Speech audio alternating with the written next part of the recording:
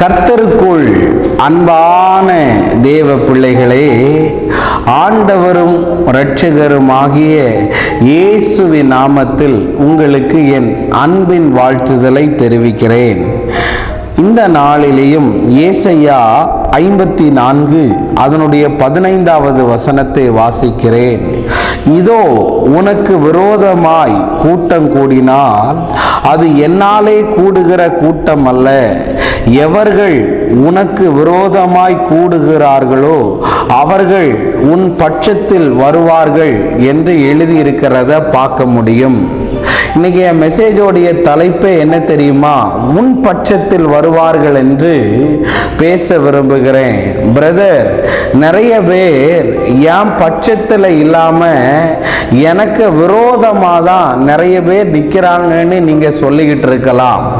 ஆவியானவர் இன்னைக்கு வெளிப்பாடாய் உங்களுக்கு சொல்லுகிறார், எதெல்லாம் உங்களுக்கு விரோதமா இருக்குதோ, எதெல்லாம் உங்களுக்கு எதிராக இருக்குதோ, எதெல்லாம் உங்களுக்கு வேதனையை தந்துகிட்டு இருக்கிறதோ, எதெல்லாம் உங்களுக்கு பிரச்சனையை தந்துகிட்டு இருக்கிறதோ, அது எல்லாத்தையும் ஆண்டவர் உங்கள் பட்சமாய் வர பண்ணுவேன் என்று சொல்லுகிறார். ஒருவேளை உங்களுடைய போராட்டத்துக்கு காரணம் உங்க கணவனா இருக்கலாங்க, உங்க வேதனைக்கு காரணம் உங்க மனைவியா இருக்கலாங்க.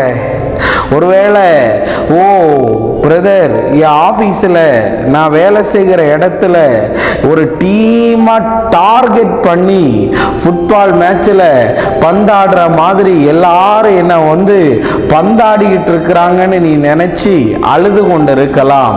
இன்னைக்கு ஆண்டவர் சொல்கிறாரு, எதெல்லாம் உனக்கு விரோதமாக, எதெல்லாம் உனக்கு தடையாக யாரெல்லாம் பிரச்சனை பண்ணினார்களோ அவர்களே உன் பட்சத்தில் வருவார்களா, உன் பட்சத்தில் வருவார்களா.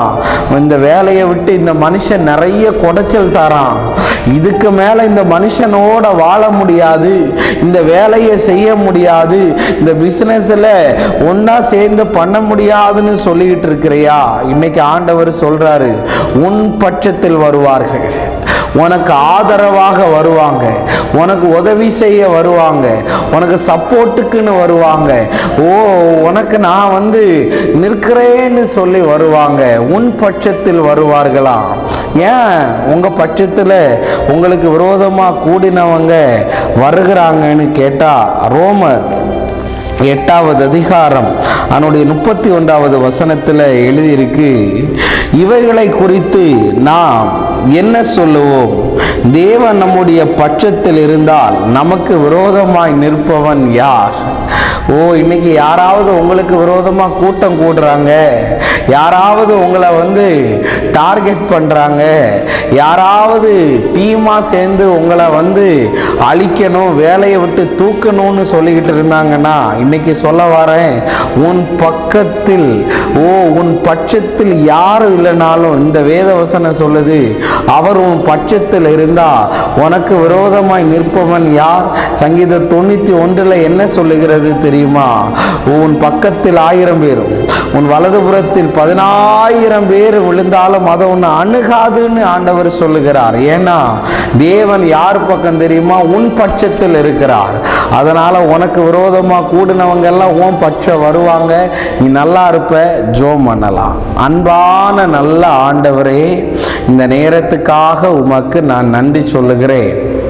ஆண்டவரே, யாரெல்லாம் எனக்கு எல்லாமே விரோதமாக இருக்குது, எல்லாமே கஷ்டத்தில் இருக்குதுன்னு சொல்லி அழுகிறார்களோ அந்த பிள்ளைகளுக்கு தேவன் அற்புதத்தை செய்யும்.